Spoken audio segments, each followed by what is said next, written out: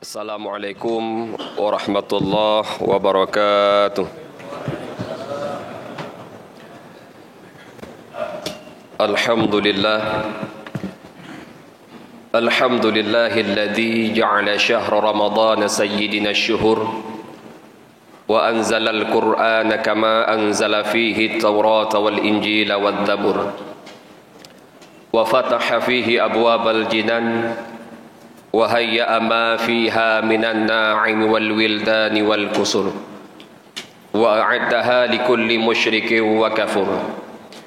Faqala Allah ta'ala fil Qur'anil Karim, a'udzu billahi minasy syaithanir rajim, bismillahir rahmanir rahim. Ya ayyuhalladzina amanu kutiba 'alaikumus shiyam kama kutiba 'alal ladzina min qablikum la'allakum tattaqun. Sadaqallahul azim wa sadaqa rasuluhun nabiyyul karim wa nahnu ala zalika minasyahidin wa syakirin, amma ba'du. Salam ta'zim, kemuliaan yang sama-sama kita muliakan kepada guru kita bersama Abu Munsyi Masjid. Salam ta'zim, kemuliaan kepada seluruh pengurus masjid. Salam ta'zim, kemuliaan yang teristimewa kepada seluruh sidang salat Isya, tarawih dan witir yang dimuliakan Allah Subhanahu wa taala. Ma'asyiral muslimin rahimakumullah. Salah satu rukun Islam yaitu puasa pada bulan suci Ramadan. Dan tanpa terasa pada malam yang berbahagia ini kita hampir sudah berada di pertengahan Ramadan.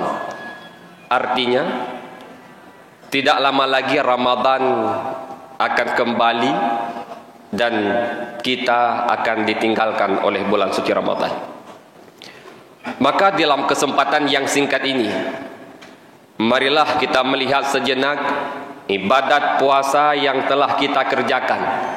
Adakah puasa tersebut memberi faedah untuk kita baik di dunia sampai ke akhirat, ataupun ibadat puasa yang kita kerjakan cuma sebatas untuk menghilangkan gugur kewajiban yang telah Allah anjurkan, yang Allah telah perintahkan kepada kita.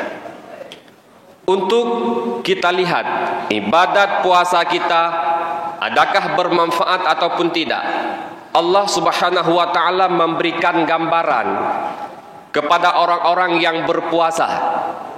Di dalam Al-Quran, Allah Subhanahu wa ta'ala berfirman, Bismillahirrahmanirrahim, Ya ayyuhalladzina amanu kutiba 'alaikumus shiyam kama kutiba 'alal ladzina min qablikum la'allakum tattaqun. Wahai orang-orang yang beriman, Allah Subhanahu wa ta'ala memerintahkan kewajiban berpuasa untuk kita sebagaimana Allah telah wajibkan di atas orang-orang sebelum kamu, la'allakum tattaqun, pasti kamu menjadi orang yang bertakwa.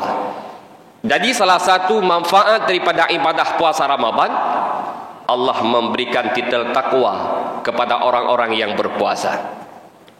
Maka tak hanya tak kalah tu uronyo lagi ni umur dekat 20 tahun. Artinya kita sudah 20 tahun berpuasa. 20 tahun kata jak tarawih, 20 tahun kata pajuh sawu, sampai enohatkah kira-kira ada takwa ataupun tidak? Oh, 20 tahun itu waktu yang singkat. Taruhlah hari ini kita berusia 30 tahun. Artinya 30 tahun kita sudah berpuasa. 30 tahun lamanya kita bertemu dengan bulan suci Ramadan. Yang malam kita solat tarawih, kemudian kita makan sahur. Sampai saat ini kira-kira sudah ada takwa ataupun belum? Oh, 30 tahun juga itu waktu yang terlalu singkat. Maaf cakap, kadang na umur uronyo yang ke 50 tahun. Artinya 50 tahun kata puasa, 50 tahun kata jak tarawih, 50 tahun ka tak pajuh sawu. Sampai enohatkah menjelang 51 tahun merempat bulan suci Ramadan, kira-kira sudah adakah takwa pada kita ataupun belum? Seandainya hanya takwa, kira-kira apa yang salah? Apakah ayat Allah itu salah? Han mungkin tak salah ayat Allah, karena memang hana salah. Berarti ada yang kurang sesuai dengan aturan kita menjalankan ibadah puasa, sehingga ibadah puasa kita cuma sebatas mengugurkan kewajiban. Puasa ataupun as-saum, imsak, bila mana legno kata puasa tak tundrod, kita menahan daripada makan dan minum, kita menahan daripada berjima, kita menahan memasukkan sesuatu ke dalam rongga terbuka secara sengaja.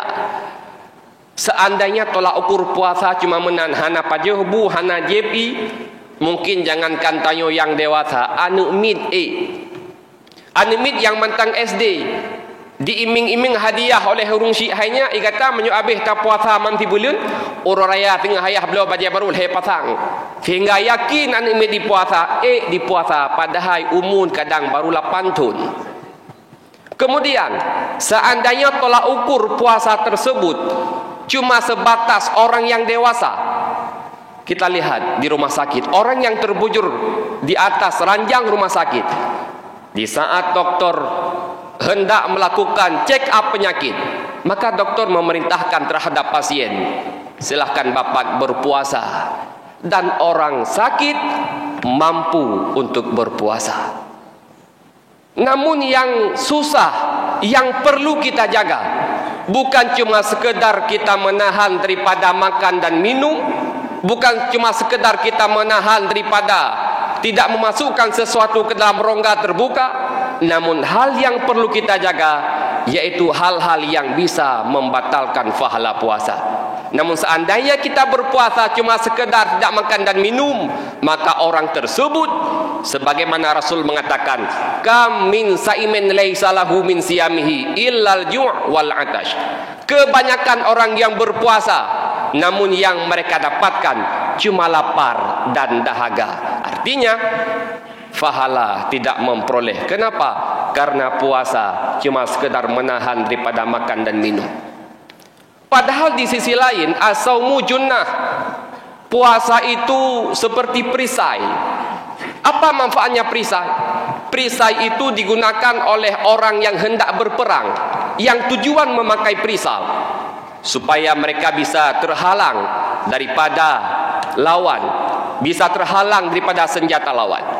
Begitu pula Ramadan setidaknya menjadi perisai untuk kita, bisa menghalangi seluruh anggota kita, terhalang pandangan kita untuk melihat hal-hal yang haram, terhalang telinga kita untuk mendengar hal-hal yang haram, terhalang kaki kita untuk melangkah kepada tempat-tempat yang haram. Maka seandainya kita berpuasa seperti ini, maka kita termasuk golongan yang Allah janjikan, la'allakum tattaqun, pasti kamu menjadi orang yang bertakwa. Ma'asyiral muslimin rahimakumullah. Kemudian di dalam ibadat puasa yang perlu kita jaga, yang perlu kita ketahui, ada 5 perkara yang seandainya kita tidak pelihara 5 perkara tersebut, maka ibadat puasa kita akan sia-sia. Apa 5 perkara tersebut? Khamsatun tuhbitu sauma, 5 perkara yang bisa membatalkan pahala puasa. Yang pertama, al-kadzib, dusta. Tak semungut dalam bulan Ramadan, kita berbohong dalam bulan suci Ramadan, maka dengan hal itu bisa membatalkan pahala puasa. Kemudian yang bisa membatalkan pahala puasa yaitu ghibah, mupat.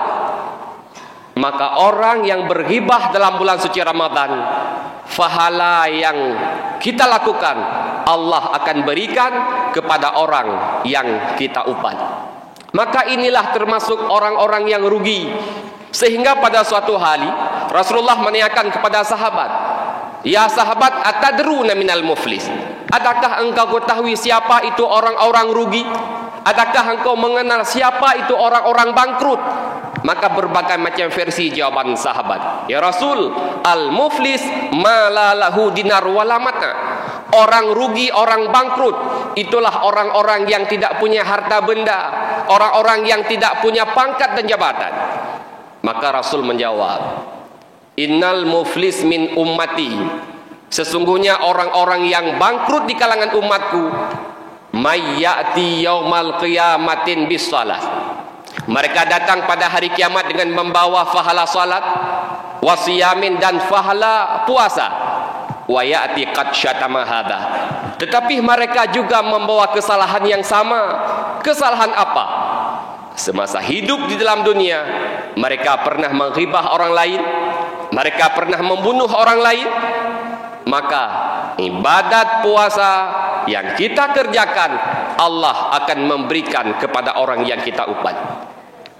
Maka tinggal hurododo dia tergepak, ya Allah, di saat Allah memberikan pahala umrah kepada kita, ya Allah, semasa hidup di dalam dunia saya tidak pernah umrah. Allah mengatakan ini adalah pahala umrah yang orang lakukan tersebut melakukan upat terhadap kamu. Maka tinggal hurododo dia tergepak, ya Allah, ini pahala kurban, saya tidak pernah melakukan kurban semasa hidup di dalam dunia, saya orang miskin, ya Allah. Allah mengatakan itu pahala kurban orang yang mengupat kepada kamu. Maka bila mana kita ghibah dalam bulan suci Ramadan, maka hal itu bisa membatalkan pahala puasa. Itu yang kedua.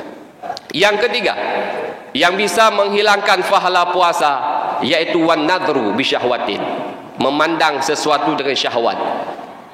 Memandang sesuatu dengan syahwat, memandang lawan jenis dengan syahwat, maka dengan pandangan tersebut juga akan menghilangkan pahala puasa. Maka disitulah mata kita menjadi junnah, menjadi penghalang supaya tidak melihat hal-hal yang bisa membatalkan pahala puasa. Kemudian yang keempat, yang bisa membatalkan pahala puasa, yaitu sumpah palsu. Seandainya di dalam bulan suci Ramadan kita bersumpah yang hal itu tidak terjadi, maka kita bersumpah dengan demi Allah, maka dengan sumpah palsu juga akan membatalkan, menghilangkan pahala puasa. Dan yang terakhir, yang bisa menghilangkan pahala puasa, yaitu namimah, adu domba, lalat mirah. Maka bila mana kita melakukan namimah dalam bulan suci Ramadan, maka dengan hal itu juga bisa menghilangkan pahala puasa Ramadan.